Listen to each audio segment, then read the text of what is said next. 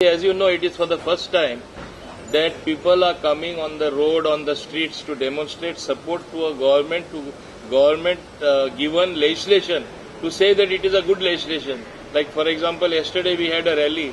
It is the first time that somebody has come in such large numbers to profess their support for a legislation which is to help the minorities of other countries who are prosecuted and persecuted.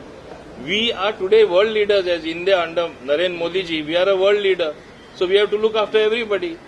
So it is in that direction. What is the situation on Delhi, sir? Delhi. See, a national law. The centre has enacted a law which has been passed by both houses of parliament, received assent of the president.